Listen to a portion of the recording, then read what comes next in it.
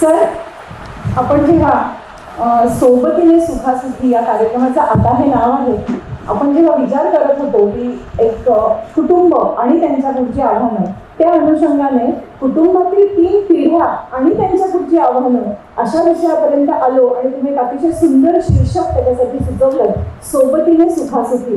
या शीर्षकामागचा तुमचा विचार काय आहे? आवडेल मला ते ऐकायला. आवडेल आपल्याला सगळ्यांना, बरोबर ना? सगळ्यात महत्त्वाचं असेल, सगळ्यांना नमस्कार पहिल्यांदा.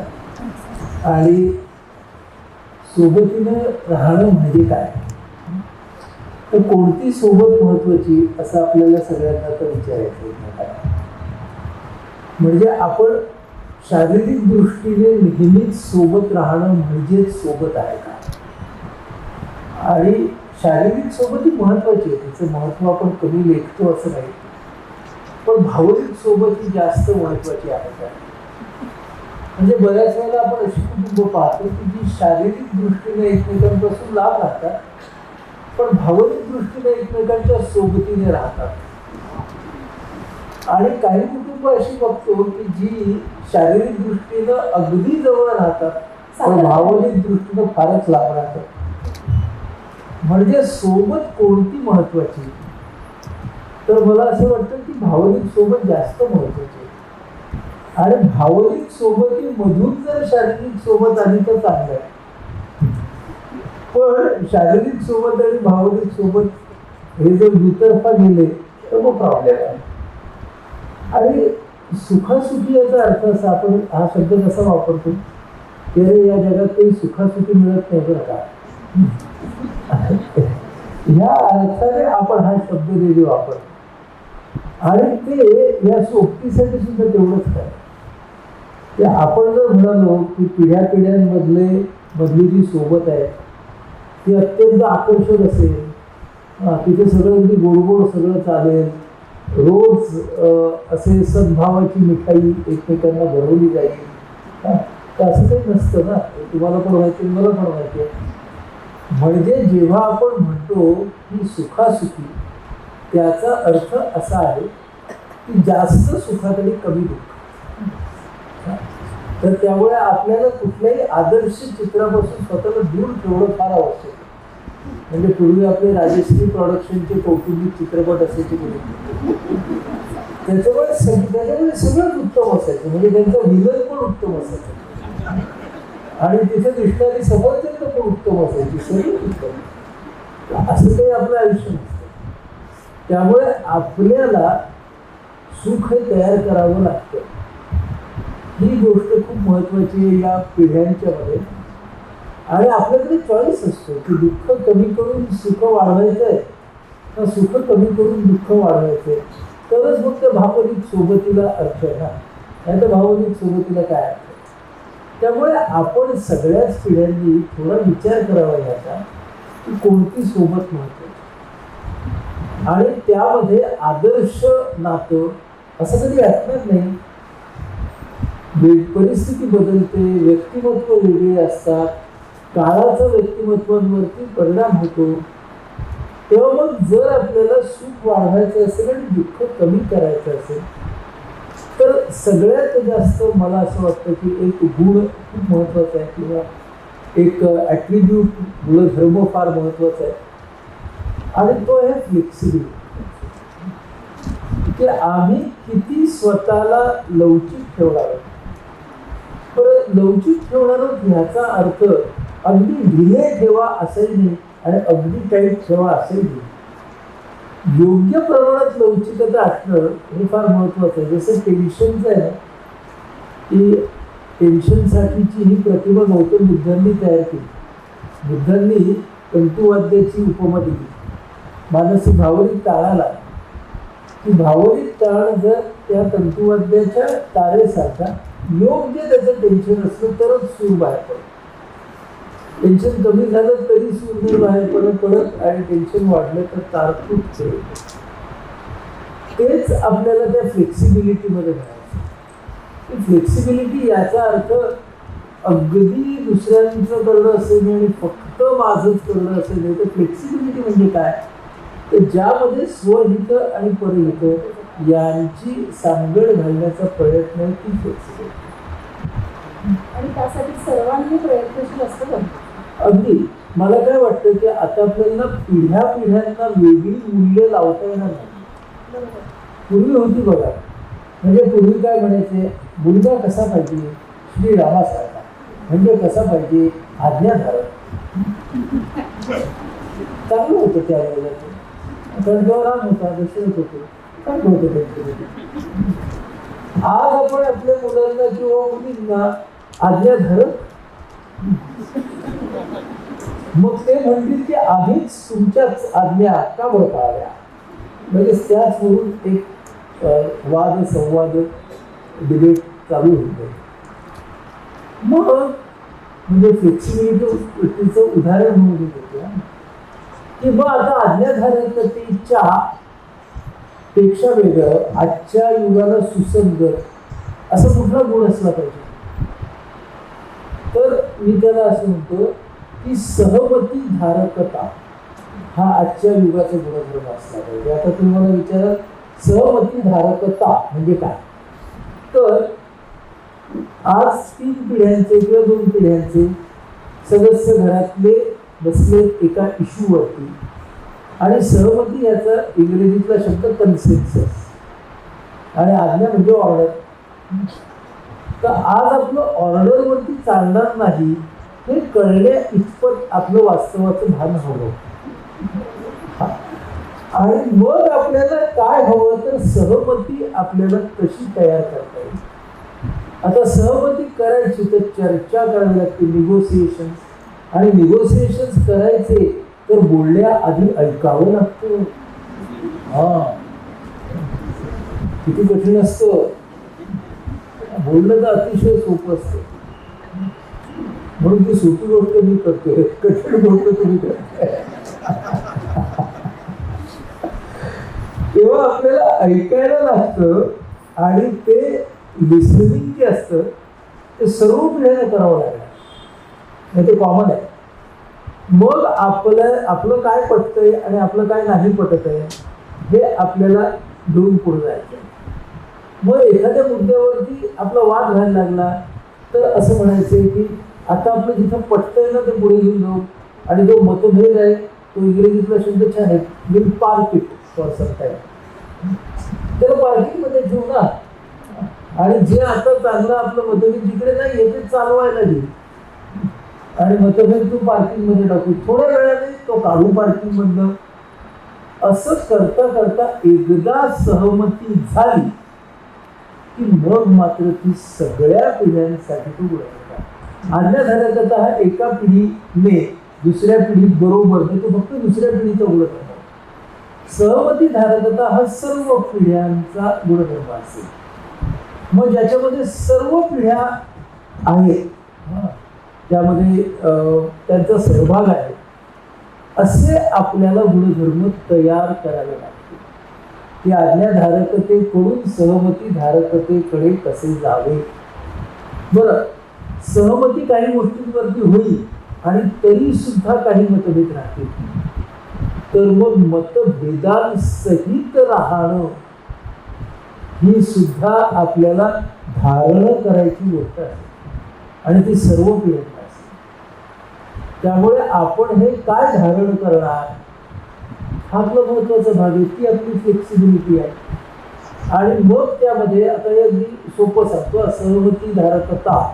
समजा मला माझ्या घरात आणायची आणि माझ्या घरात 3 पिढ्या राहत आहेत, तर मग मला खाण्यापिण्याच्या सवयींपासून ते स्क्रीन बघण्याच्या सवयीपर्यंत सगळ्या सवयींच्या साठी सहमती धारकता आणावी लागेल. आणि पूर्वी जशी आज्ञाधारकता ही फक्त ज्युनियर्ससाठी असायची, तसं आजकाल मी नेहमी बघतो की तुम्ही सिनियर झाले की लगेच तुम्हाला काय ही मुलं आजची काय हे स्क्रीन बघतात, सगळेजण स्क्रीन बघतात. कोणी बघत नाही असं. सहमती धारकता असेल तर सगळ्यांना एकच नियम लागू, सर्व पिढ्यांना. ते कसे लागू करायचे त्यांनी सहमतीसाठी बसून ठरवावं. त्याची आपल्याला तत्व सांगता येतील की काय तत्व स्क्रीनसाठी ठेवा, सांगू का तुम्हाला? हां, सोपं आहे तत्व. हां, आपापल्या घरात करायचे असतील तर करता येते. बघा, आवश्यक आहे. हां, आवश्यक आहे निघाला त्या विषयाचं सांगतो, म्हणजे तुम्हाला सहमतीसाठी एक मटेरियल मिळेल. बघा, माझ्या तळव्याकडे पहा, आणि हा जो तळवा आहे हा स्क्रीनचा मॅन्डेटरी वापर आहे. म्हणजे हा वापर तुम्हाला करायलाच पाहिजे असा हा वापर आहे. तुम्ही विद्यार्थी आहात, शिक्षक आहात, व्यावसायिक आहात, नोकरी करताय, तेवढाच स्क्रीन तुम्हाला वापरायला लागणार आहे. हा तुमचा मॅन्डेटरी वापर आहे. 5 बोट हा तुमचा ऐच्छिक वापर आहे. तेव्हा पहिल्यांदा काय, what is mandatory, what is voluntary. मग आता त्या सगळ्या कुटुंबातल्या सदस्यांचा मॅन्डेटरी वापर किती हे आपल्याला कळायला पाहिजे, आणि मग सगळ्यांनी मिळून व्हॉलंटरी किती करायचा ते ठरवायला पाहिजे. 5 बोट 5 तऱ्हेचे वापर. पहिला वापर टाइमपास. किती टक्के ठेवायचा टाइमपास ठरवावं लागेल. अख्ख्या कुटुंबाला एक हेडिंग ठरवली, ह्याच्यापेक्षा जास्त टाइमपास तुम्हीच नाही करायचा. पण ठीक आहे, अमुक एका पिढीला टाइमपासला एवढी परवडते. पहिला टाइमपास. दुसरं सोशलायझेशन. म्हणजे आपले ते ग्रुप्स असतात की नाही, कसं काय चाललंय, ह्याचं कसं चाललंय, त्याचं कसं चाललंय. हां, कुटुंबाचे ग्रुप्स असतात, समवयस्कांचे असतात, बॅच 82, बॅच 72 असतात. Socialisation, that is your second finger. Third finger is entertainment. मनोरंजनासाठी मी किती स्क्रीन वापरला. फोर्थ फिंगर आता महत्वाची वेगळं सांगतोय, एज्युटेनमेंट. ही एंटरटेनमेंट आहे, ही टाइमपाससाठी. हे एज्युटेनमेंट आहे, हे ज्ञानरंजन आहे. हे फक्त रंजन आहे, हे ज्ञानरंजन आहे. हा विभाग ओपन करायला लागेल. पहिले 3 अजिबात ओपन करायला नको, ते आहे ते. पण ज्ञानरंजन, एज्युटेनमेंट नावाचा विभाग ओपन करायला लागेल अख्ख्या कुटुंबाला. या विभागात बसणारं खूप साहित्य आहे स्क्रीनवरती, फक्त ते आपण बघत नाही. कारण आपण टाइमपास आणि सोशलायझेशन मध्ये, व्हॉट्सअप युनिव्हर्सिटीमध्ये वेगवेगळ्या डिग्र्या मिळवत पुढे पुढे जात असतो. त्यामुळे सिरियस एज्युटेनमेंट म्हणजे ज्ञानरंजन आपल्याला जिथून मिळतं ते आपण कौटुंबिक नॉर्म म्हणून बोलतोय आपण. हा सहमतीधारकतेचा आपण विषय ठेवूया. आता उदाहरण की ज्ञानरंजन म्हणजे काय, एज्युटेनमेंट म्हणजे काय. तर तुम्ही जर आपलं आव्हान आहे ते आपलं यूट्यूब चॅनल सबस्क्राईब केलेलं असेल तर तुम्हाला त्याचा अर्थ लागलीच लक्षात येईल. आपल्या मुलाखती इतक्या बघितल्या जातात आपल्या चॅनलवरच्या, कारण त्याच्यामध्ये ते आकर्षक असतात, पण त्याच्यातून शिकण्यासारखं खूप काही असतं. त्यामुळे आपल्या मुलाखती ह्या ज्ञानरंजनाच्या असतात. त्यामुळे आपलं चॅनलच मुळात आपण ज्ञानरंजनासाठी काढलं. त्यामुळे अशा तऱ्हेची खूप चॅनल्स आहेत, फक्त आपलंच आहे असं. पण ज्ञानरंजनाला वेळ देणं फार महत्वाचं, एनर्जी देणं. आणि राहिला अंगठा. अंगठा म्हणजे अदर दॅन मॅन्डेटरी एज्युकेशन, स्वाध्याय. मग तो कुठल्याही विषयाचा असू दे, पण अभ्यास, स्वाध्यायासाठी स्क्रीन वापरू. मग आता गंमत बघा, जर एज्युटेनमेंट आणि एज्युकेशन असे जर बरोबर आले ना, तर हे 3 तिकडे राहतात. त्यांना त्यांच्या जागी ठेवायचं. आणि हे दोघे मिळण्यासारखे पण आहेत. आणि हे एकदा मिळाले की हे जे पूर्ण तयार होतं, तर हे आपण ही मुद्रा वापरायची की दिस इज माय स्क्रीन बॅलन्स. आता ही नवीन मुद्रा ना आजची वेळची, पूर्वी योग मुद्रा होती, आता स्क्रीन मुद्रा. आता हे तत्व घेऊन आपण घरात बसायचं सदस्यांनी, सहमतीधारकतासाठी. म्हणजे मी तुम्हाला एक मॉडेल दिलं ना, तर हे मॉडेल तसं ते तसं राहील का, नाही राहणार ना. 10वीचं तुमच्या घरातला एक सदस्य 10वीत असेल तर त्याच्यासाठी वेगळं असेल. नाही का. एक सदस्य 3-4 वर्षाचा असेल नातू, त्याच्यासाठी हे वेगळं असेल नातू किंवा नात. पण एक आपल्याला ढाचा सहमतीसाठी जसा आपण स्क्रीनचा तयार केला तसा वेगवेगळ्या विषयांचा सहमतीसाठी ढाचा तयार करावा लागेल. कारण आपल्या काय लक्षात येतंय पिढ्यांमध्ये पडलेला फरक, की पूर्वी आपण मोठी पिढी त्यानंतरच्या पिढीला बऱ्याच गोष्टी अधिकाराने सांगत असे आणि त्या ऐकल्याही जात असे, पटल्या तरी किंवा न पटल्या. पण आता आपण त्या वातावरणात नाही आहोत. तर मग आपण वातावरण कसं तयार करायचं हे आपल्याला शिकायला पाहिजे. म्हणजे आपण नेहमी काय करतो की बदलांमधलं जे आपल्या फायद्याचं असतं ना ते आपण सगळं घेतो आणि नंतर वर बसून काय आता दिवस आले वगैरे म्हणतो. तर तो आपला एक लोकप्रिय छंद आहे. तर आपल्याला त्यामधून बाहेर पडून अशा पद्धतीनं एका बाजूला ती आता मी ह्याला लवचिकता म्हणतो हे सगळं करा. म्हणजे त्यावेळेला काय ही आजकालची मुलं छोट्या छोट्या गोष्टींसाठी यांच्याशी चर्चा करावी लागते वगैरे असं त्याला मान अपमानलं लावून की हो करावी लागते करूया. यशस्वी चर्चा कशी करायची तिथे लक्ष देऊया. काहीतरी आज्ञा चालणारच नाहीये. मग सुखा सुखी तर मग अधिक सुखाचा मार्ग कुठला, कमी दुःखाचा मार्ग कुठला, ते शहाणपण आहे. त्यामुळे हा विचार पुन्हा सर्व पिढ्यांचा आणि तो सर्व पिढ्यांचा विचार जर आला तर त्याच्यासाठी आपल्याला काम करायचं. मग तुम्ही फिजिकली जवळ राहा लांब राहा पण भावनिकतेने एकत्र राहण्यासाठी ही सहमती धारकता फार महत्वाची राहील. तर हे सगळं त्या सोबतीने सुखासुखीमध्ये हा एकदम सुखासुखी सुचलं. म्हणजे भावनिक जवळ ही अत्यंत महत्वाची आहे सोबतीने सुखासुखी राहण्यासाठी. सर आत्ता तुम्ही मोबाईल किंवा याच्या वापराच्या म्हणजे त्याच्याशीच संलग्न एक प्रश्न लगेचच घेऊन टाकतो. हल्ली चर्चेत असणारा विषय म्हणजे सोशल मीडिया निर्णायक गॅजेट्स याचा वापर तीनही पिढ्यांमध्ये आहे. जसं तुम्ही आता म्हणाल सिनियर सिटीजन्समध्येही मोबाईलचा वापर हा खूप जास्त प्रमाणात वाढलेला आहे. त्यामुळे संवाद कमी, गप्पा कमी, शेअरिंग कमी, याचा मानसिक स्वास्थ्यावरती फॅमिलीचा परिणाम होत असेल ना? नक्की हो ना. आता काय अंतरच वाढत झालं. हो म्हणजे आता given all the advantages of the screen जगामध्ये अनेक देशांच्या मध्ये आता प्रत्यक्ष संवादावरती पुन्हा भर द्या अशा तऱ्हेच्या चळवळी सुद्धा चालू आहेत.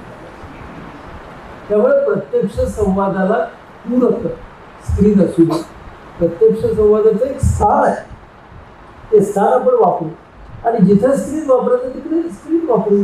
म्हणजे आज ऑनलाईन मोठी सोय आहे की जिकडं कुठं सोय आहे तिथे आपण वापरू. पण जिकडं आपल्याला असं वाटतं की नाही प्रत्यक्ष संवाद व्हायला पाहिजे तिथे आपण तो करू. आता तुझा जो प्रश्न आहे त्याच्यामध्ये मगाशच्या प्रश्नाचं उत्तर असं आहे की ज्या वेळेला ती सहमती धारकता त्या स्क्रीनच्या बाबतीत ते कुटुंब तयार करेल तेव्हा ते किती प्रकारचे स्क्रीन टाईम टाकतील बघा. एक टाईम असा असेल की इच वन हॅव्हिंग स्क्रीन म्हणजे सगळ्यांनी तेव्हा स्क्रीनच बघा. आपापल्या घरामध्ये शांतता, सर्वजण आपापले स्क्रीन बघत आहे. Designated time no problem. पण सध्या बऱ्याच वेळेला खूप शांतता नाही. हे जसं असेल तसं नो स्क्रीन टाईम पण टाकायला लागेल ना. बरोबर. त्या प्लॅनिंग मध्ये की त्या वेळेला घरातला एकही सदस्य एकही स्क्रीन बघणार नाही. आणि स्क्रीनही 4-5 प्रकारची आहेत की नाही. म्हणजे आपला कॉम्प्युटरचा स्क्रीन आहे, मग टॅब वगैरे ह्याचा स्क्रीन आहे, मग आपला मोबाईलचा स्क्रीन आहे, टीव्हीचा स्क्रीन आहे काय कितीतरी स्क्रीन्स येतात. मग पहिल्यांदा आपल्याला आपल्या घराचं स्क्रीन ऑडिट, त्याच्यातले प्रायव्हेट स्क्रीन आणि ग्रुप स्क्रीन्स, मग आपल्याला प्रायव्हेट स्क्रीन टाईम, मग आपल्याला नो स्क्रीन टाईम आणि मग आपल्याला डिफरन्शियल स्क्रीन टाईम म्हणजे हा वेळ आजी आजोबांनी स्क्रीन वापरला तरी चालेल हा वेळ मुलांनी वापरला पाहिजे. पॉलिसी करावी लागेल, धोरण. हा, जशी न्यू एज्युकेशनल पॉलिसी तशी न्यू स्क्रीन पॉलिसी आपल्या घरातली, आणि ती दर वर्षाला 6 महिन्याला रिन्यू करायची. कारण सगळ्यांनी वेळ बदलणार, धंदा बदलणार, पण एकदा काय होतं आपल्या फायद्याचं इथे पण का नाही करत? म्हणजे आपण त्या गोष्टीवरती वारंवार वाद घालण्यापेक्षा एकदा एकत्र येऊन हे आपण राहूया ना घरामध्ये. तर हे जर केलं तर मग तो नो स्क्रीन टाइम आहे तो वापरायचा कसा यावर आपण सगळे किती कल्पकतेने विचार करा. नाही तर का विवेचीची वेळ आणि मग कोणीतरी म्हणलं अरे टीव्ही लावा की संपलं.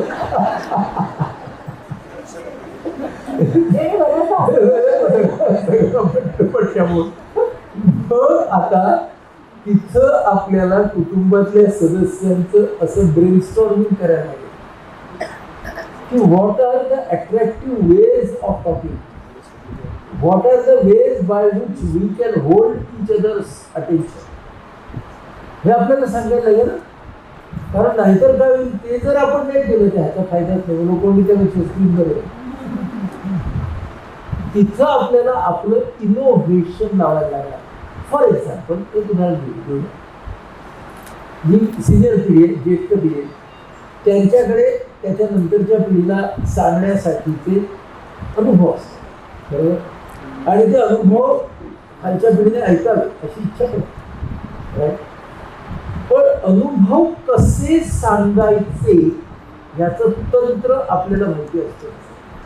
तुम्ही म्हणाले त्यात काय तंत्र? अनुभव आहे सांगायची. तर अनुभवांचा जर परिणाम आपल्याला हवा तो व्हायचा असेल तर आपल्याला ते सांगण्याच्या शैलीवरती काम करायला पाहिजे. त्यांना अनुभव सांगण्याच्या 2 एकदम ढोबळ साध्या शैली आहेत बघा. एकाला म्हणतात मास्टरी स्टाईल आणि दुसऱ्याला म्हणतात कोपिंग स्टाईल.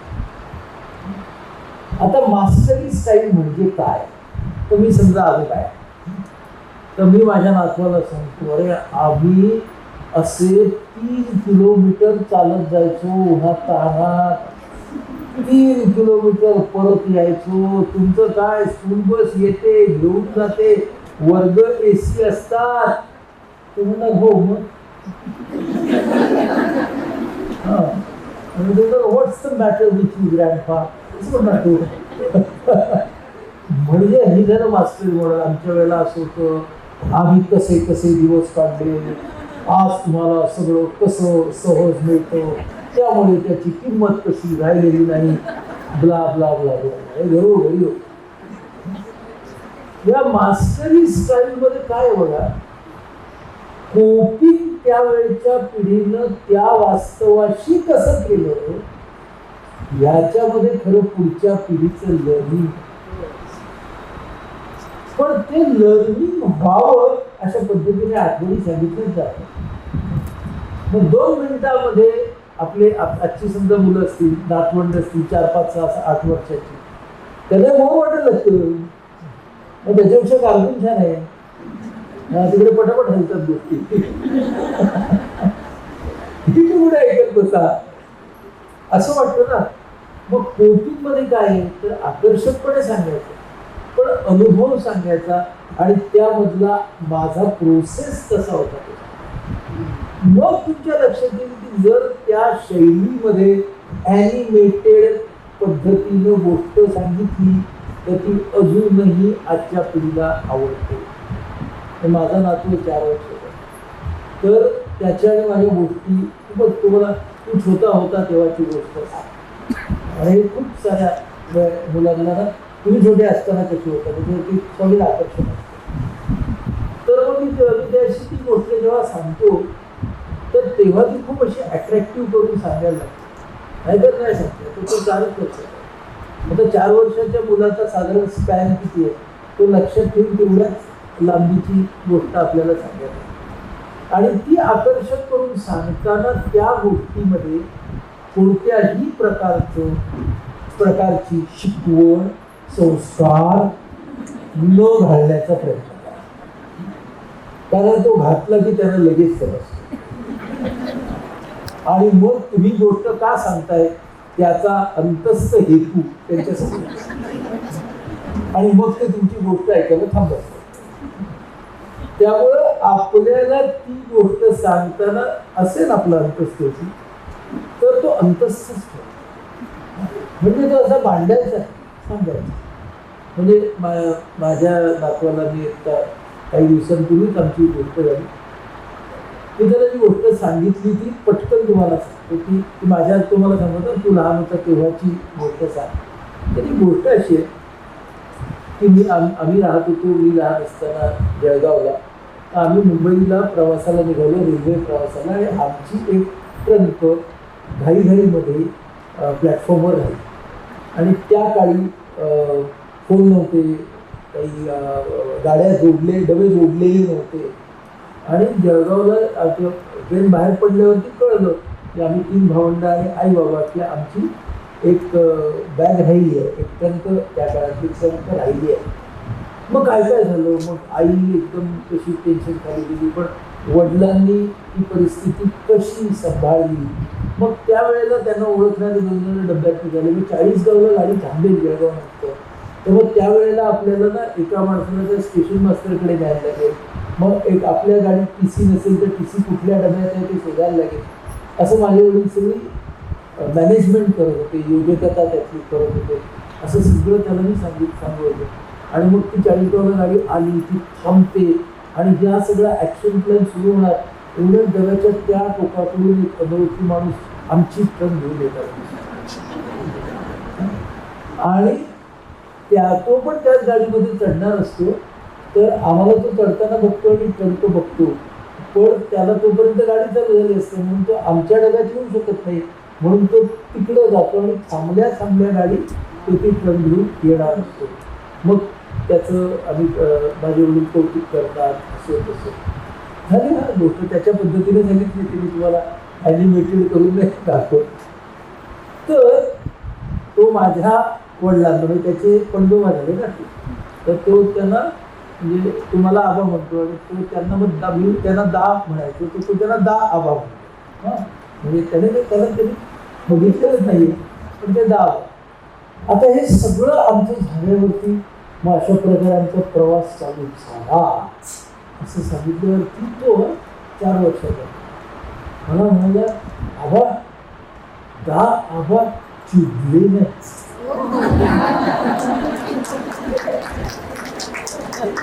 म्हटलं वाव झाला संस्कार. अंतस्थ मेसेज मिळाला. आणि त्याच्याकडून तेवढंच अपेक्षित आहे त्याला पकडलं तर अशा परिस्थितीमध्ये चिडायचं नसते, मार्ग काढायचा असतो. झालं व्हॅल्यू एज्युकेशन झालं. आता हे असं आपण जर परिणामकारक पद्धतीने सांगितलं, तो प्रोसेस सांगितला तर मग काय होतं, तर मग संवाद. बरं, संवादासाठी आज इतके खेळ, इतक्या ऍक्टिव्हिटीज उपलब्ध आहेत. तर ते आपण स्क्रीन सोडूनच्या नक्की वापरू शकतो ना. मग ते फक्त पत्ते हे सुट्टीतच खेळण्यासाठी असतात, त्याच्यावर नियम लावला. त्यामुळे आणि मी पत्ते म्हणजे एक उदाहरण दिलं जे सर्वत्र उपलब्ध आहे. पण असे डायरेक्टली खेळ खेळण्याचे कितीतरी प्रकार आहेत ना. पत्ते मी असे म्हटलं की जे सगळेजण परत बसून खेळू शकतात. ते डायरेक्ट भाग आहे. त्याच्यामध्ये इमोशनॅलिटी असते. कोण कोणाला फसवतो, कोण कोणाला चिडतं, ॲक्सेप्टन्स असतो. मग अशा ॲक्टिव्हिटीज करणं म्हणजे आमच्या घरामध्ये माझा मुलगा मुलगी आम्ही दोघे आणि आमच्याकडे आजी पण आहे. तर आम्ही आता मी तेव्हा मुलगा मुलगी लहान होतो. पण आम्ही पिक्शनरी नावाचा गेम खेळतो. तर खूपच मस्त आहे. तर त्याला काय लागत नाही ना, एक पाटी आणि हे लागतं. तर अशा पिक्शनरी सारख्या गोष्टी म्हणजे इतकी की आता माझ्या मुलीचं लग्न झालं, मुलगा परदेशात असतो. येतात तेव्हा आम्ही ते सगळे खेळ 1 by 1 खेळतो असतात. कारण आल्यावरती त्यांना ती तहान लागलेली असते की आपण कशी खेळायची. आणि आले की सगळेजण आम्ही ते 1 2 3 4 सगळे खेळतो. तर ते खेळ खेळणं एकत्र म्हणजे आपल्याला तिथे आपलं इनोव्हेशन लावायला पाहिजे ना. ते आपण लावलं तर तो नो स्क्रीनचा टाईम काढली लागला. हा, त्यामुळे आपल्याला ना पर्याय आकर्षक कसे करायचे. हो, म्हणजे 3 पिढ्यांनी एकमेकांशी संवाद साधला पाहिजे. आजकाल पिढ्यांमधला संवाद हरवलाय. ते बातम्याची देऊ, पण तो संवाद वाढायचा तर आपल्यालाच बसून आकर्षक संवादाच्या पद्धती काहीतरी तयार कराव्या लागतील. एफर्ट्स घ्यायला पाहिजे. एफर्ट घ्यायला लागतील. त्याच्या काहीतरी मजेदार थीम्स ठरवायला लागतील. आणि लोकांना बोलतात, लोकांना म्हणजे आपल्याच लोकांना, आणि नीट बोलतं केलं तर किती छान आहे. आणि तुम्ही पुन्हा प्रत्येक वेळेला फार घनगंभीर बोला असं ते तुम्ही अगदी फुल टाइमपास करा ना. आमचं काय म्हणणं नाही. अगदी पीजे एकमेकांना सांगा आणि त्याच्यानंतर त्या पीजे हा किती पीजे आहे म्हणून हसा, चालेल आपल्याला. म्हणजेच काय, बॉन्डिंग इज इम्पॉर्टंट. त्या प्रत्येक वेळेला ते वैचारिक वगैरे बॉन्डिंग असलंच पाहिजे असं कशाला ठेवायचं. म्हणून ना असं त्याला ना पिढ्यामधला संवाद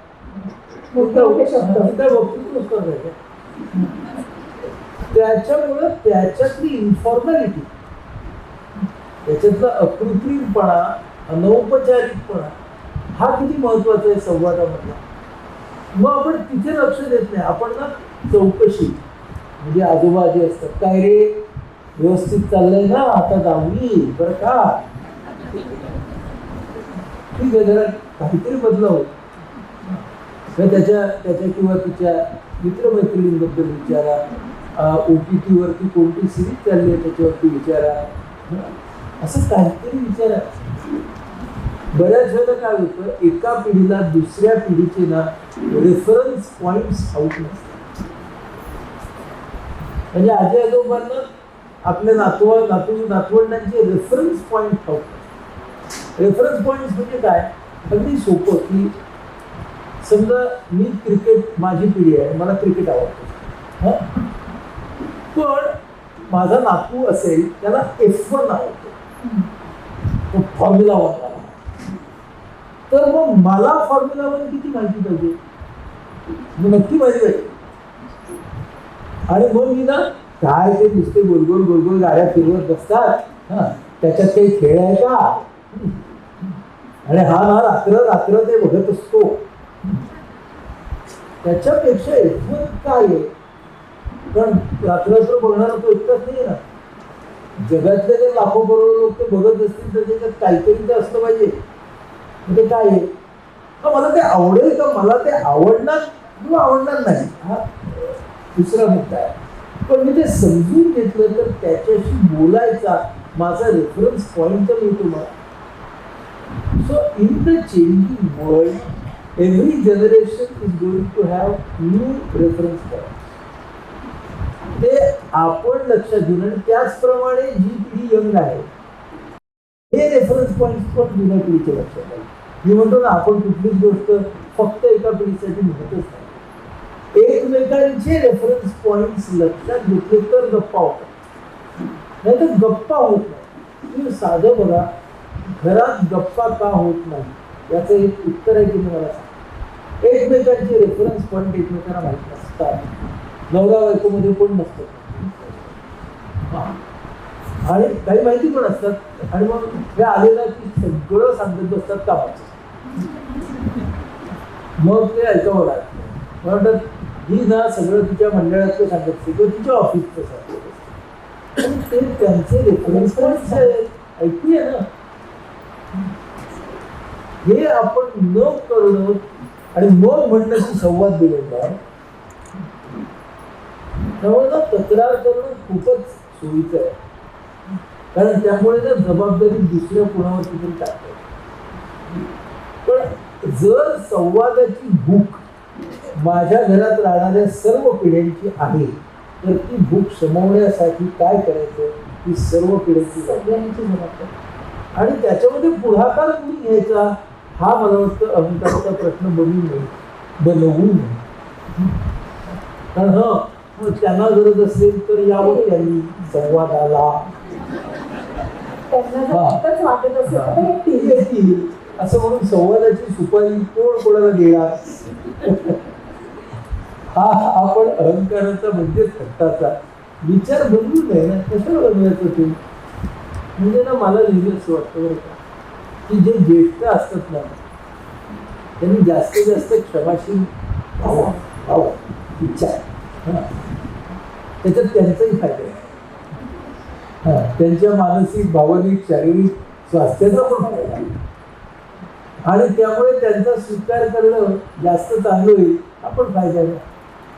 आणि मी अनेक घरं अशी बघितली की जिकडे आजी आजोबा पॉप्युलर काय आहेत, कारण त्यांना ना मुलांचे रेफरन्स पण माहिती असतात. म्हणजे ते पॉप्युलर आहे, एकदम पॉप्युलर. आणि तिकडे बऱ्याच वेळेला असं होतं की आई बाबांना माहिती नसतं ते आजी आजी आजोबा. आजोबांना माहिती असतं. असं पण खूप छान नाती आहेत बरं का. म्हणजे आता मी अशा आजी आजोबा बघतो की त्यांना ना त्यांची नातवंड आधी गर्लफ्रेंड बॉयफ्रेंड येऊ शकतात. मला छान वाटतं. वा वा, चांगली गोष्ट. त्यांच्याद्वारे मग आई बाबा. तर असं पण अनेक वेळेला होतं आणि असं होणार ना ते छान आहे. किंवा कोणत्या अलीकडे ना आमची मुलं आमच्याशी खुलून बोलतच नाही. त्यांना खुलवायला तुम्ही काय दिलं ह्याचा विचार कोणी नाही करत. त्यामुळे ना ते बोलतच नाही, ते बोलतच नाही. आपण त्यांना काय विचारतो, म्हणजे आपण त्यांना जो प्रश्न विचारतो तोच जर त्यांची बोलती बंद करण्यात असेल तर तिकडे कुठलंच बिघडलं. तेव्हा काय प्रश्न विचारलं तरी बोलतील. आपलं बोलणं म्हणजे पकड नसतं ना, हे नाही झालं. त्यामुळे हे जोपर्यंत पिढ्यांमध्ये होत नाही, संवादाची जबाबदारी. आणि संवाद म्हणजे फक्त असे गंभीर नाही, तर छान एकत्र घालवलेला, विनाकारण घालवलेला चांगला वेळ हा नात्यांसाठी फार महत्वाचा. टाइमपास. विनाकारण घालवलेला चांगला वेळ. कशाला हो प्रत्येक वेळेला कारण पाहिजे? Why not enjoy each other's just company? की आहोत आम्ही एकमेकांच्या बरोबर. तशी अशी एखादी सकाळ. बरं, मला असं वाटतं की त्या संवादामध्ये ना आळसाला स्थान असावं. हा सर्वांनी आळस करावा, फक्त प्लॅनिंग नाही करावं. सकाळी खायचं प्लॅनिंग नाही आळस करावा. प्लॅन आळस. आज तुझा आळस, आज माझी कृती. तुझी कृती किती छान आहे. म्हणून बघा, फ्लॅट आळस हा गृहस्वास्थ्यासाठी फार उपकार. तर आता ह्या कल्पना आपल्याला करायला पाहिजेत ना. त्याच्या आपण सारखे सगळेच कार्यमग्न कशाला त्याच्याविषयी. आणि कधी कधी सगळे आळस काय प्रॉब्लेम. एका संध्याकाळी सगळे जण आरामात उठले काय नाही करायचं. प्लॅनिंग नाही करायचं. आता ह्या सगळे उपक्रम आहे ते आपल्या डोक्यातून आपण बाहेर आणणं, ही गोष्ट फार महत्वाची राहील या सोबतीसाठी. खूप छान. खूप छान. आवडलं उत्तर ना. सर, पुढचा प्रश्न घेतो. भूतकाळीन अनुभवांचा परिणाम आज तुलनेने चांगल्या असलेल्या नात्यांवर होत असेल, मग त्यातून स्वतःला कसं बाहेर घालायचं? कारण फक्त नात्यांवर चुकीचा परिणाम होतो असं नाही, तर त्या व्यक्तीलाही इमोशनली बॅलन्स राहणं अवघड असतं. म्हणजे अनुभव असतात जुने, आजचं नातं चांगलं आहे पण तरी कुठेतरी मनात खूपच असतं, त्यातनं बाहेर पडायला हवं. ते कसं जमेल बरं? सर्व पिढ्यांच्या पुढचा प्रश्न माणसापुरता. भूतकाळामध्ये मला दुःखावणारी घटना घडली. ती कधी नैसर्गिक घटना असते, कधी नात्यांच्या संदर्भात असलेली घटना असते, कधी म्हणजे आपल्याशी कुणीतरी काहीतरी वाईट वाटलेलं असतं, कधी अगदी जवळच्या माणसाकडून काहीतरी दुखावलेलं कृत्य घडलेलं असतं. कठीण असतं त्यातून बाहेर पडणं. आणि त्यावेळेला ना आपल्याला विचार काय करावा लागतो, ही जी सावली आपण त्या भूतकाळाची आपल्या मनात आज बाळगतो ती का बाळगतो. एकतर ना ती सावली आपणच गिरवत राहतो. ती का गिरवत? तर ना आपल्याला आपल्या दुःखामधून ते दुःख आहे आहे आहे असं काहीतरी समाधान शोधायचं होतं. काही जणांना असतो तो छंद की अरे दुःख गिरवत नसतो, ह्याच्यासाठी काही जण करतात. काही जणांना ती बोच विसरता येईल. अपमान झालेला असेल, वाईट वाटलेला असेल तर ती ठेच कोणाला पोचलेली असते, ती ठेच माझ्यामधल्या हाय सेन्सला पोचलेली असते, माझ्या अहंकाराला पोचलेली ठेच असते. मग आता माझं भावनिक स्वास्थ्य आजचं महत्वाचं का माझा जपून ठेवलेला अहंकार महत्वाचा? हा नाही, जो अहंकार आपल्यासमोर आहे तो आता किती वर्ष कशाला लावायचा? परत इतर ठिकाणी लावा, निदान ह्या गोष्टीपासून तरी काढूया का जरा बाजूला. हा हेल्दी विचार आहे, पण तो हेल्दी विचार आपलं मन घेत आणि मग त्यामुळे ह्या सगळ्या गडबडी होत राहतात. माझं म्हणणं ना, तुम्ही भूतकाळ विसरा नाही. हा कोणाला डिमेन्शिया वगैरे चालू झाला की तू विसरला गेलाच तर चांगलंच आहे, प्रॉब्लेम नाही, तू विसरलाच गेला. पण समजा विसरला नाही तर त्याच्यापासून तुम्ही लर्निंग घेऊ नका असं आपण म्हणतो का? भूतकाळापासून आपण शिकतो, शिकणं घेऊन पुढे जाऊया, पण ती बोध घेऊन पुढे नको जाऊया. म्हणजे फॉर एक्झाम्पल, माझ्याशी एखादा माणूस हा सलगपणे चांगला वाढलेला नाही, बरोबर? याच्यातून माझं लर्निंग काय की ह्या माणसाला भावनिक अंतरावरती किती ठेवायचा, हे माझं लर्निंग आहे ना. एकदा ते भावनिक अंतर मला कळलं तर भावनिक अंतरावर ठेवायचं म्हणजे त्याच्याकडे मी बघणार सुद्धा नाही, तो आला की अगदी असा लूक देईल. भावनिक अंतरावरती ठेवणं म्हणजे त्याच्याबरोबर सिव्हिल राहणं, पण जास्त न गुंतणं, बरोबर? आपण कुठेतरी रिसेप्शनला जातो आपल्या गोतावळ्यामध्ये, तेव्हा आपण सगळ्यांची काही सारखंच निघत नाही. काही जण हॅलो कशा खूप दिवसात भेटलं, काही जण अरे ये रे बस, असं करतोच ना आपण प्रेफरन्स. ते काय असतं, ते इमोशनल डिस्टन्स असतं ना आपलं. मग ते मनात ते इमोशनल डिस्टन्स ठरवायचं की खरं म्हणजे ही व्यक्ती जिला मला भावनिक अंतरावरती ठेवायचं आहे, म्हणजे कुठे ठेवायचं आहे की त्या रिसेप्शनच्या हॉलमध्ये मी गेलो तर मी एका टोकाला आणि ती त्या टोकाला असलं तरी चालेल, हॅलो करून पुढे जाते. पण आपलं मन काय करतं, त्या प्रसंगात जाऊन त्या व्यक्तीला बरोबर जेवायला बोलू, झालं तेच विचार चालू आपल्या मनामध्ये. तर भावनिक अंतरावरती ठेवून आपण व्यवस्थित राहणं फार महत्वाची गोष्ट आहे. व्यवहाराच्या बाबतीत तुम्ही काही शिकला असाल की नाही, आता ह्या माणसाची हा व्यवहार नाही करायचा, पण हे करताना ना कसा विश्वासघात केला पुढे ना, तर पुढे कुठेतरी थांबूया या सगळ्या गोष्टी. आपण ह्याला मी म्हणतो की तो मोकळा हा खरं सर्वांनी दाखवावं. पिढ्यांकडून आपल्याला अपेक्षित आहे, बरं का? हे काही एकाच पिढीनं दाखवावं असं म्हणणं नाही आपलं, पण स्वभाव धर्म वेगळे असतात प्रत्येक पिढीचे माणसाचे. तर ज्याने त्याने आपल्या स्वभाव धर्माप्रमाणे हा प्रयत्न करावा. म्हणजेच काय की ती जखम राहिली समजा तर ती निदान स्कार म्हणजे तिचा फक्त वर्ड राहील, ती जखम भळभळणार, कारण त्या भळभळणाऱ्या जखमीतून कोणाचं काय. आपल्या महाभारतामध्ये अश्वत्थामाचं जे पात्र आहे आपल्या खानदेशामध्ये सातपुड्याच्या रांगांमध्ये हा अश्वत्थामाच्या जखमेला तेल मागत फिरत आहे अशी एक आख्यायिका आहे. ती आख्यायिका मला नेहमी विचार करायला लावतो की अरे ते जे भळभळणारं दुःख घेऊन तो फिरत आहे, आपण सगळे पण एक अश्वत्थामा आपल्या सगळ्यांमध्ये आहे.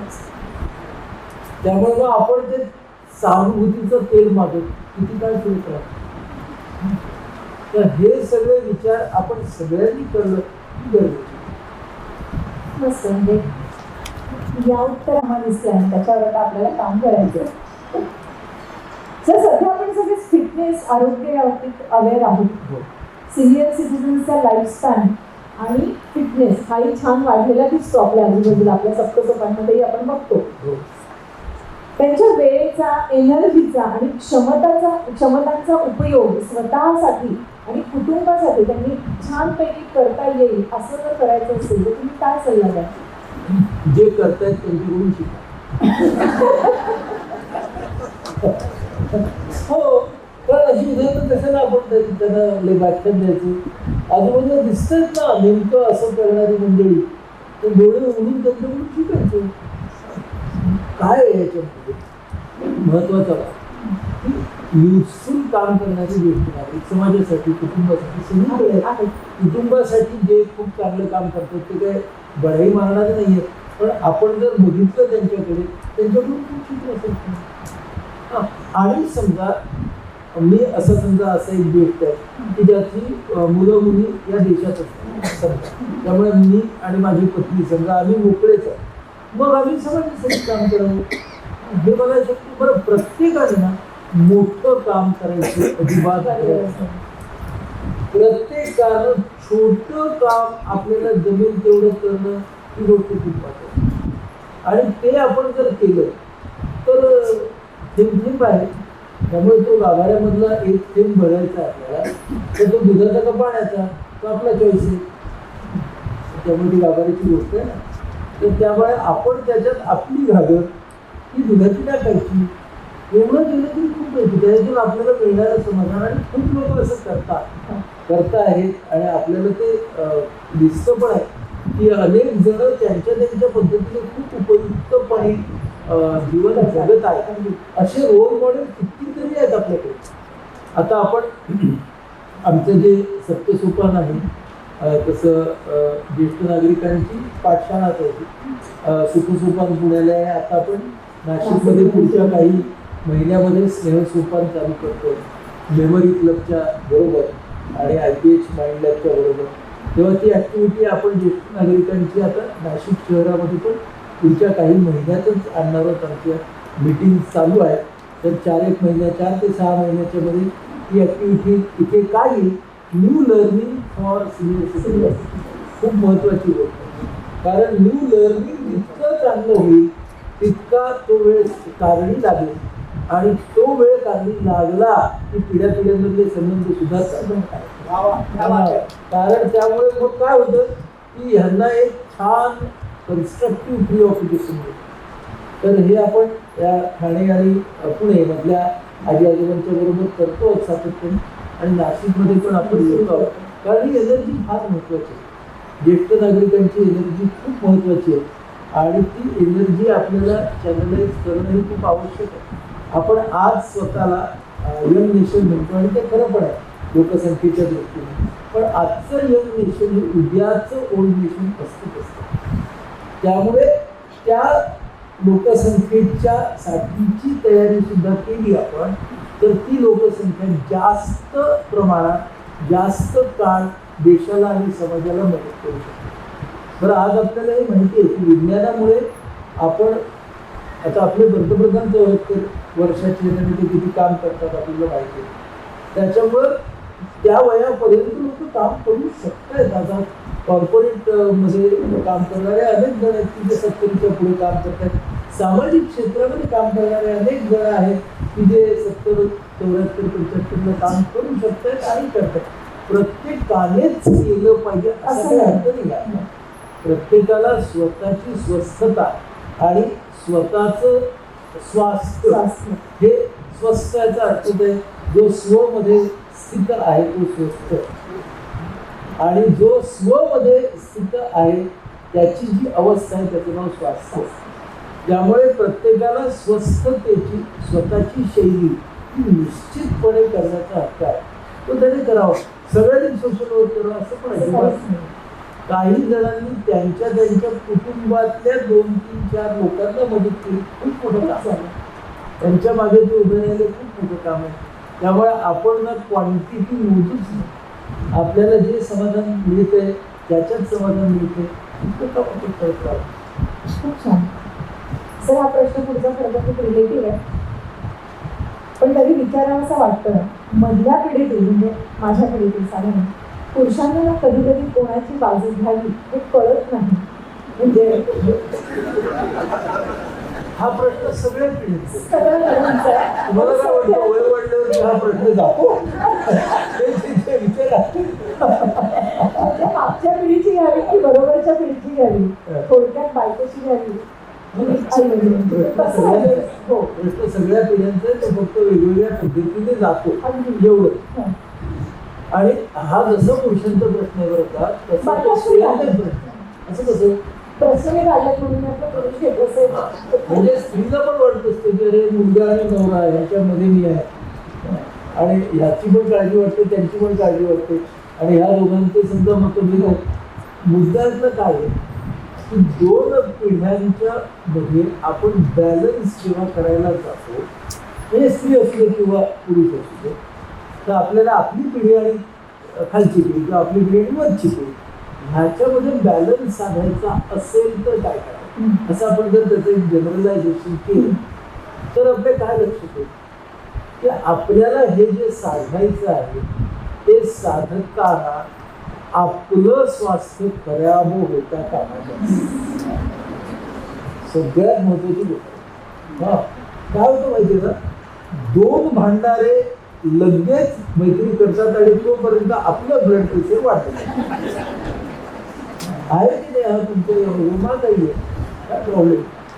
मग आपल्याला अशा ठिकाणी स्वतःच्या स्वास्थ्याचा पहिल्यांदा विचार करावा, त्यावरती ठरवावं की आपण किती प्रयत्न ह्या सगळ्या पिढ्यांच्यासाठी करणार आपल्या घरात. म्हणजे एक आपली असेल आणि खालची असेल किंवा दुसरा सदस्य वरच्या पिढीचा असेल हे आपण ठरवू पहिला मुद्दा. दुसरा मुद्दा की आपल्याला नेमकं करायचंय काय तर आपल्याला ह्या दोन्ही मंडळींना सहमती धारकतेकडे आणायचं. तो गोल आपल्या डोक्यात म्हणजे जरा त्याचं ऐकावं जरा ह्यांचं ऐकले असं नाही करायचं आपल्याला.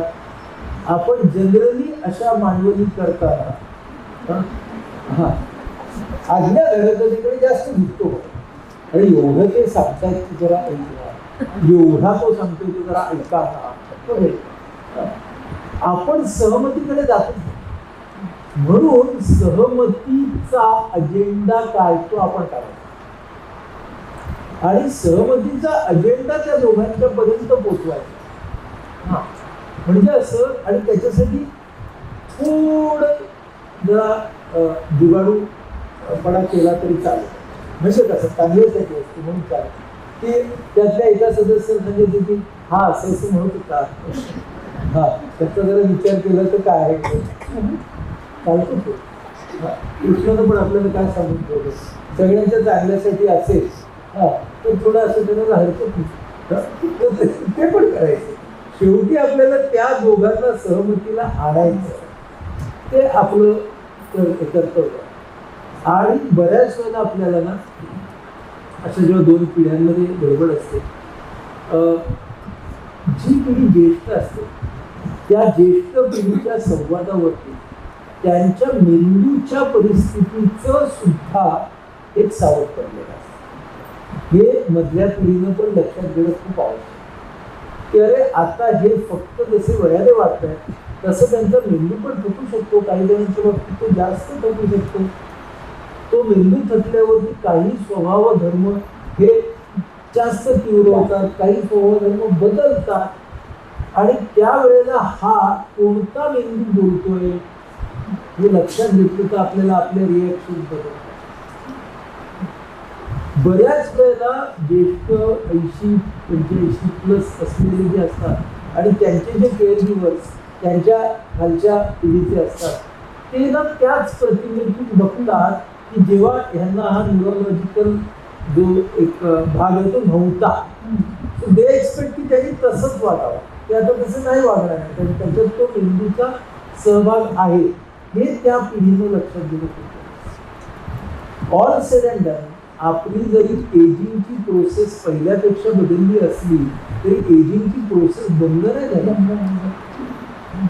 आणि हे ज्येष्ठ पिढीने सुद्धा लक्षात घेतलं खूप गरजेचं की त्या एजिंग प्रोसेसमध्ये आपण वेगवेगळ्या टप्प्यांवरती आहोत. आणि त्या टप्प्यांवरती आपण जे आपले आश्रम होते की नाही, आता काय झालेलं आहे, वानप्रस्थ आणि संन्यासाश्रम याच्यासाठी ते माणसाला जागा बदलावी लागत म्हणजे आपण सगळे आश्रम एकाच जागेत करायला लागतो. गृहस्थाश्रम, मग वानप्रस्थाश्रम, संन्यासाश्रम. पण एक लक्षात घ्या की हे आश्रम मुळातच मानसिक आहे. तर त्यावेळेला जशी पद्धत होती तशी सोय पण होती म्हणून माणसं जागा बदलायची. आता आपल्याला आश्रम व्यवस्थेचा स्वीकार एकाच जागी राहून करायचा. हे आपण जर लक्षात घेतलं तर वानप्रस्थ हा आणि संन्यास याच्यामध्ये काय फरक आहे तात्विक दृष्टीने, की वानप्रस्थ म्हणजे या भौतिक जगामध्ये असलेली माझी जी अटॅचमेंट आहे ती डिटॅचमेंट म्हणत नाही, या लक्षात घ्या, ती मी हळूहळू नॉन अटॅचमेंटकडे कसा. There is a difference between being non attached and being detached. काय फरक? when I become detached, I become detached from the experience itself. When I become non-attached, I am part of the experience but away from its emotional impact. That is called non-attachment. मी त्या सगळ्याचा भाग आहे पण त्यामधला जो भावनिक आघात आहे त्याच्यापासून मी ही नॉन अटॅचमेंट. म्हणून वानप्रस्थ हा नॉन अटॅचमेंट. आणि जितकी नॉन अटॅचमेंट माझी वाढत जाईल म्हणून डिटॅचमेंट हा शब्द न वापरता नॉन अटॅचमेंट शब्द वापरला तर काय होईल की भौतिक जगामधली माझी इन्व्हॉल्वमेंट कमी होईल. पण सगळेच जण काही स्पिरिच्युअल, आध्यात्मिक, तत्वज्ञानी असतील असं नाही, नसू दे, पण त्यांना स्वतःचं काहीतरी अध्यात्म सापडेल. म्हणजे स्वतःचा अध्यात्म नसेल हा जो माझा अंगठा होता एज्युकेशन. आणि मग मर्यादा लक्षात घेऊन आपण तो वेळ कसा वापरा, तिकडं स्क्रीन वापरावं. आज ऑनलाईन इतके चांगले चांगले कोर्सेस आहेत ते करावे आणि मर्यादा लक्षात घेऊन स्क्रीन वापरावं. माझ्या कुटुंबातल्या माझ्या सासूबाई आहेत, त्या 86-87 वर्षाच्या आहेत. तर त्या इतके मस्त त्यांची आयडिया आहे. त्या आम्हाला संध्याकाळी सांगतात आज मी फिजीला जाऊन आले. फिजीला. तर म्हणजे त्या काय करतात की त्या रोज गुगलवरती एक देश टाकतात. मग तो देश टाकून त्या देशाच्या त्या सगळ्या फिल्म डाउनलोड करतात. मग त्याचे मॅप माहिती डाउनलोड करतात. मग त्याच्यावरचे ब्लॉग डाउनलोड करतात आणि मग त्या पुढचे काही दिवस त्या देशाला जातात. आणि मग त्यांना जाऊन आल्यासारखी माहिती असते फिजीची. तिकडे भारतीय लोक कधी गेले, मग त्यांनी उसाच्या मळ्यात कधी काम करायला सुरुवात केलं माहिती असतं सगळ्यांना. अरे तिकडे असं असं खातात, म्हणजे आपल्याला वाटतं ते जाऊनच आले. हे उदाहरण मला काय द्यावंसं वाटतं, कारण त्याच्यात त्यांना आता फिजिकली जाता येत नाहीये याचा स्वीकार आणि टेक्नॉलॉजीच्या मदतीने काढलेला पर्याय. आणि मुख्य म्हणजे तो पर्याय अत्यंत खेळकरपणे त्यांनी घेतला. तर तो जो खेळकरपणा आहे स्वीकारातून आलेला तो वानप्रस्थ आणि संन्यासाच्या मधला दुवा. आणि संन्यास म्हणजे सुद्धा आता काय करायचं सोडावं असं काही नाही. संन्यास याचा अर्थ हाच आहे किंवा वैराग्य याचा अर्थ हाच आहे विगत राग. म्हणजे ज्या सगळ्या मोहाला जन्म देणाऱ्या भावना आहेत त्या गेल्या आणि त्या गेल्या म्हणजे त्या गळून पडल्या. त्या हळूहळू आकर्षण गळून पडली.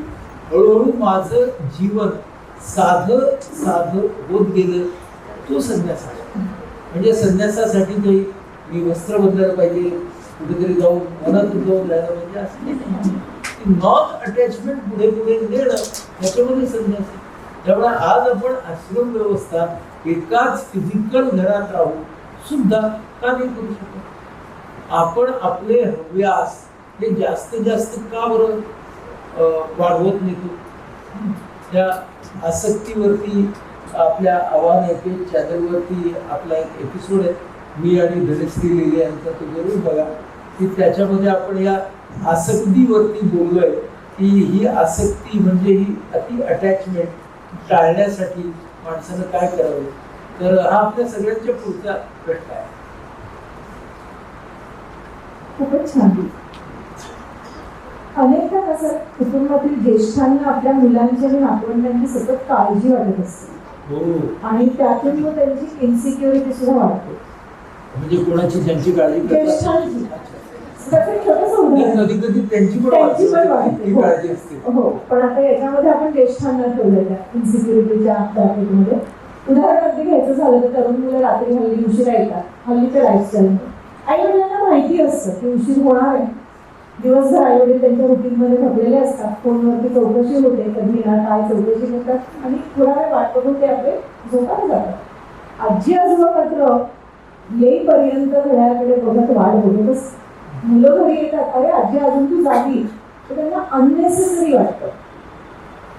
आणि मग तिथे ना विसंवाद व्हायची शक्यता असते किंवा नाराजगी, की काय गरज आहे, मी सांगितलं होतं ना मी उशिरा येणार आहे. मला असं पण वाटतं बरं का, त्यांना नाहीतरी झोप येणारच नसेल. मग हे या पिढीने ऍक्सेप्ट करायला हवं. हो ना, नाहीतरी ह्याला झोप येणारच नाहीये.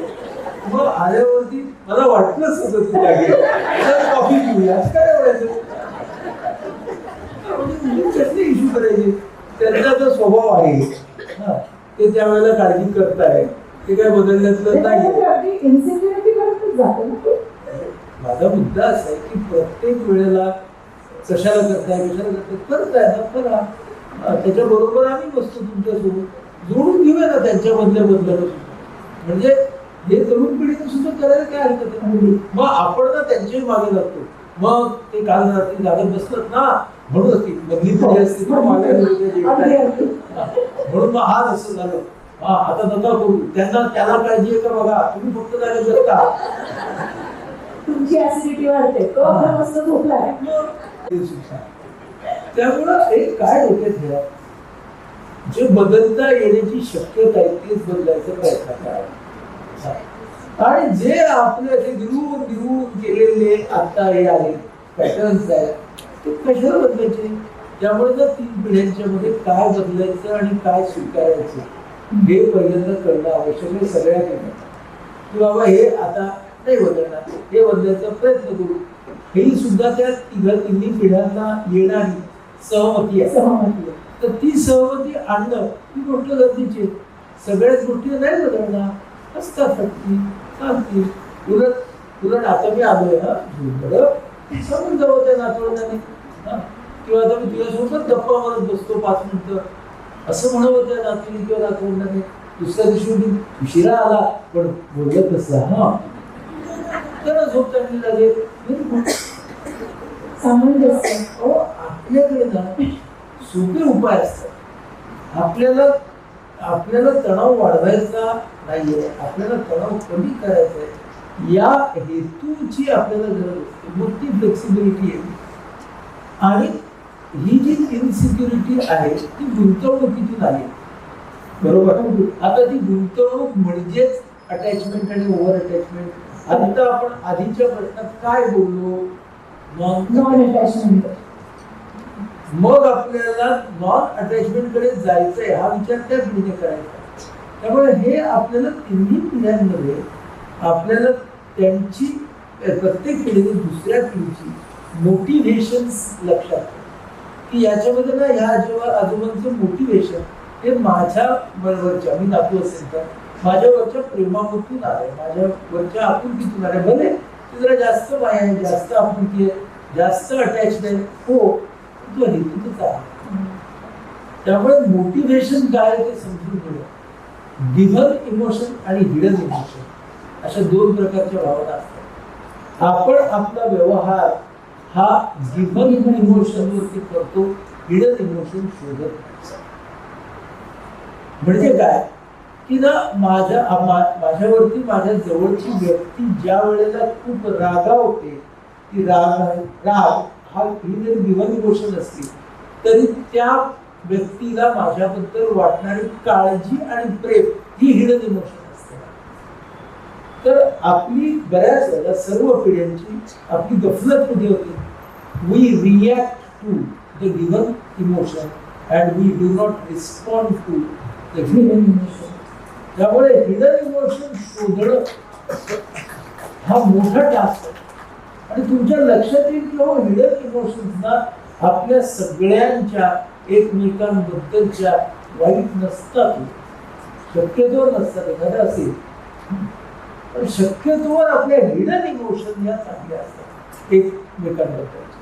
सगळा प्रश्न एक्सप्रेशनचा, सगळा प्रश्न गिव्हन इमोशन्सचा. त्यामुळे ती गिव्हन इमोशन आपण लक्षात घेतली आणि तिच्याबरोबर हिडन काय ती शोध दिली तर आपलं कम्युनिकेशन हे अधिक चांगलं होण्याची शक्यता.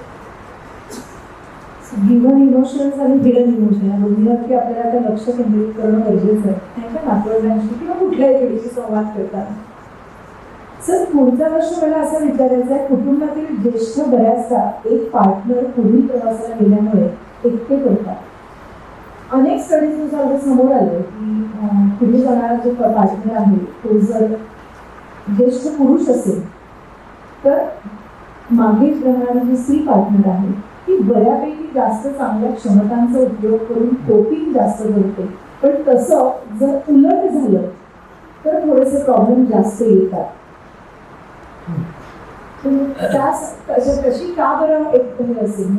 आता हे जे अभ्यास पाहणे आहेत त्या आपल्याला काय सांगतात की स्त्री आणि पुरुष यांच्या कोपिंग मध्ये काही फरक आहे. ते जेंडर स्पेसिफिक फरक आहे. पण माझा असा अंदाज आहे की हे फरक पुढच्या 20 वर्षात न्यूट्रलाइज होणार. म्हणजे you will see equal number of men and equal number of women. Tenacity ही स्त्रीच्या गर्भापासून जास्त राहिली आहे आत्तापर्यंतच्या स्त्रीच्या नेचर नर्चर कल्चरच्या संघर्षात. त्यामुळे emotional tenacity of a woman has been traditionally much better than man. Why? Because in nature nurture and culture तिन्हीमध्ये स्त्रीचा गर्भ हा चिवट असल्याशिवाय त्याचा जन्मापासून तिच्या अडचणी चालू झाल्या ना पुढेपर्यंत. त्यामुळे स्त्रीची इमोशनल टेनॅसिटी ही हे सगळे स्टडीज दाखवतात.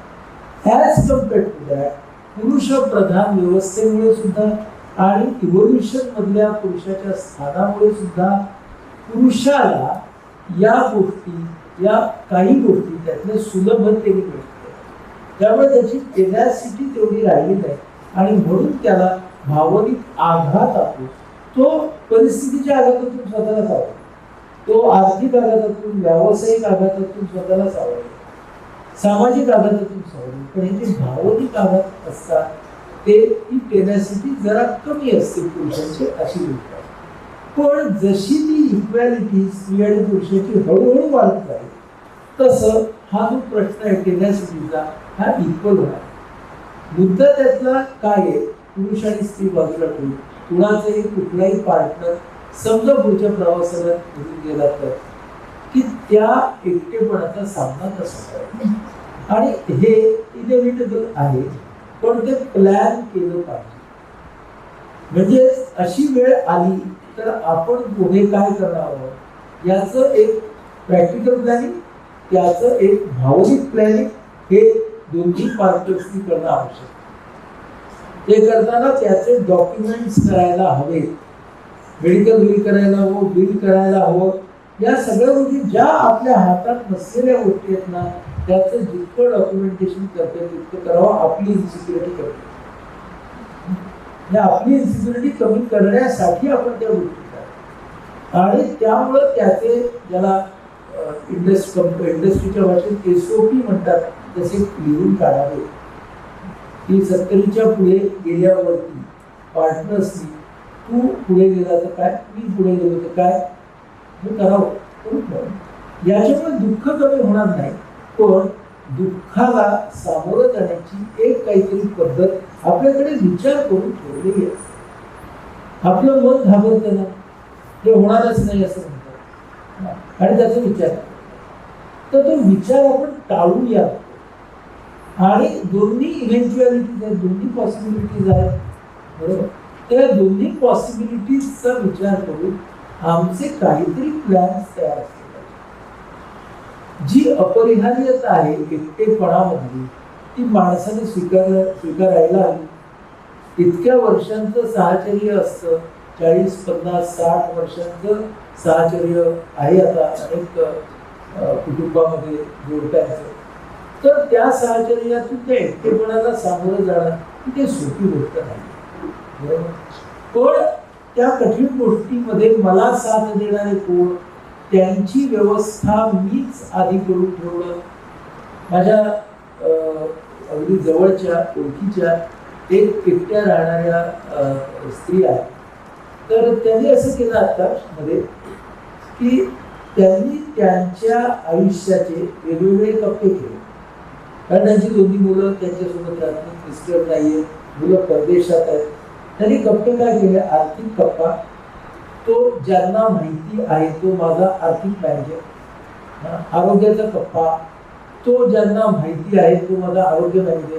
असे त्यांनी 4 मॅनेजर त्यांची तयार केले, म्हणजे जवळची माणसं. त्यांचा व्हॉट्सअप ग्रुप फक्त तयार केला. तो व्हॉट्सअप ग्रुप यांना काही झालं तर ऍक्टिव्हिटी, ओके, म्हणजे आजारी पडल्या काय झालं तर हे सगळेजण त्यांचं रिस्पेक्टिव्ह काम करायला घेतलं. हे नेटवर्किंग आहे. असं नेटवर्किंग सपोर्टचं करायला लागेल, बायोलॉजिकल अथवा नॉन बायोलॉजिकल किंवा मिक्सचर. पण हा सपोर्ट ग्रुप त्यांनी ठेवला. मग ही जी त्यांची 4-5 मंडळी आहेत त्यांना प्रश्न निर्माण झाला तर त्याचे 2 ऍडवायझर. हा, आणि त्यांनी मला तो फोन करून की तुम्ही ह्याच्यात ऍडवायझर राहणार आहात आणि ते दुसरे आर्थिक हे बघे आहेत ते त्याचे ऍडवायझर राहणार आहेत.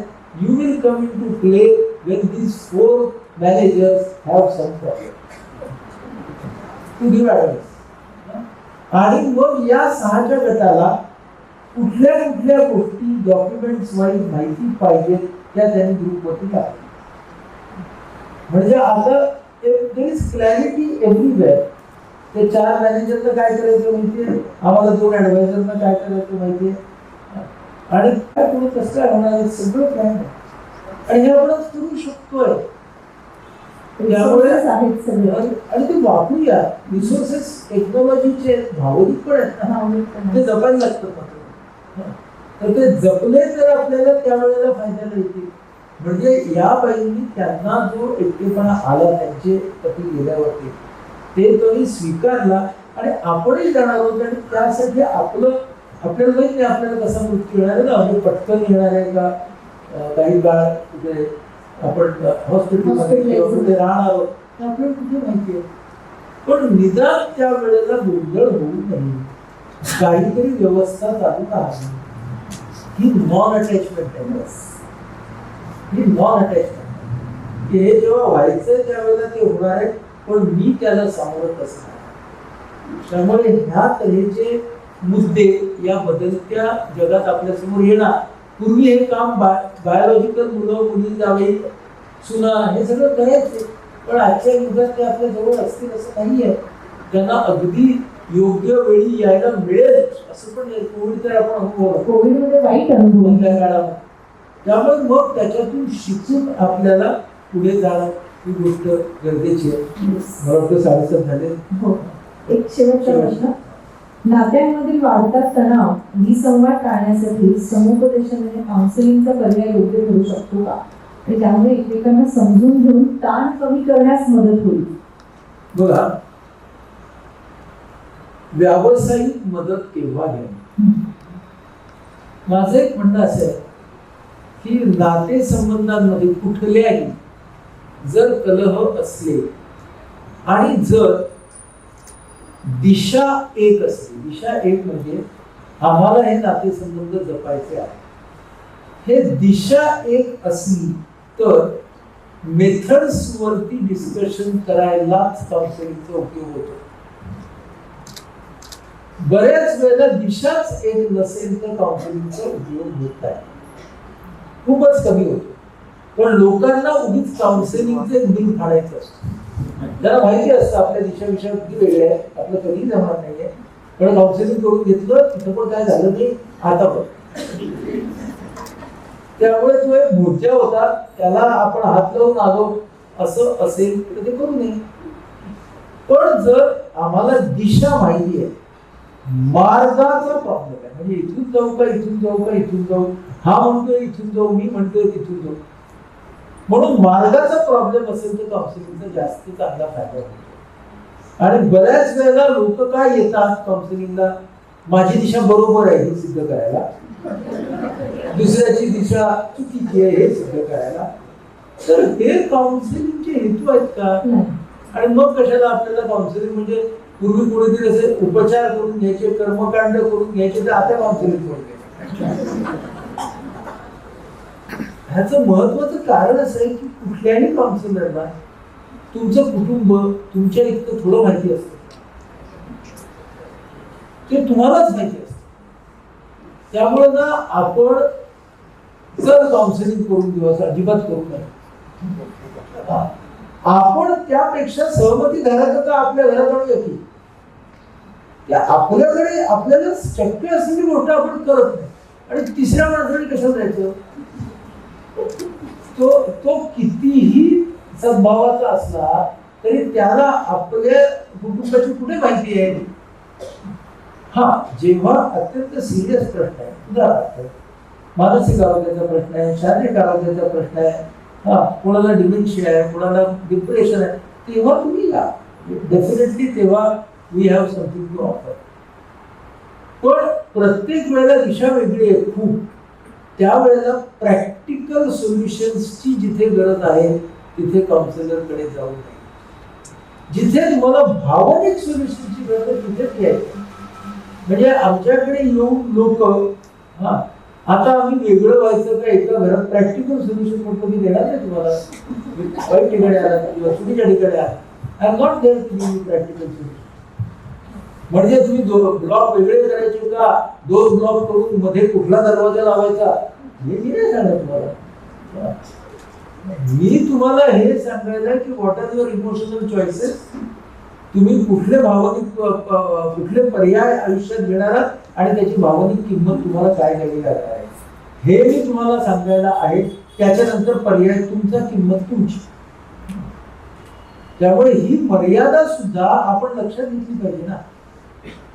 म्हणून आपण कुठल्या संघर्षांच्या वेळेला व्यावसायिक मदत घ्यायची आणि व्यावसायिक मदत ही स्वतःच्या प्रयत्नांना पूरक ठेवायची का पर्याय ठेवायची. कारण तो काउन्सिलर काय आपल्या घरी येऊन राहणार नाहीये, आपल्याला त्या माणसांच्या बरोबर राहायचंय. हा सगळा विचार करणं फार आवश्यक आहे. कारण ना आपण आपल्याकडे असलेली शक्ती आणि खास करून युक्ती वापरत नाही आणि मग प्रोफेशनलने आपल्याला शक्ती आणि युक्ती द्यावी का बरं? आणि मग दुसऱ्याने दिलेली शक्ती आणि युक्ती याची ओनरशिप आपली राहील का? मग जेव्हा आपण सगळे शक्ती युक्तीचे प्रयत्न केले तरीही माझी दिशा ही माझी सगळं जुळवून ठेवण्याचीच आहे, आता मार्ग कुठला भावनिक हे विचारायला काउन्सिलर करायला. आता मी काय स्वीकार करू, कसा स्वीकार करू याचा मार्ग मला सांगा म्हणून काउन्सिलर.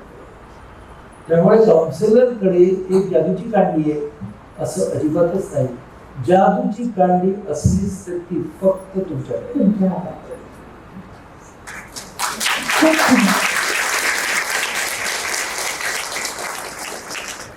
सर वेळेअभावी आपल्याला थांबायला हवे. मला वाटतं पुस्तकं बाहेर आहेत. हो, IPH कडनं डॉक्टरांची जी पुस्तकं आहेत ती बाहेर आपण ठेवलेली आहेत. ज्यांना कुणाला ती पुस्तकं घ्यायची असतील त्यांनी ती पुस्तकं बाहेरच्या स्टॉलमधनं विकत घेऊ शकता. सर खूप खूप धन्यवाद. थँक्यू.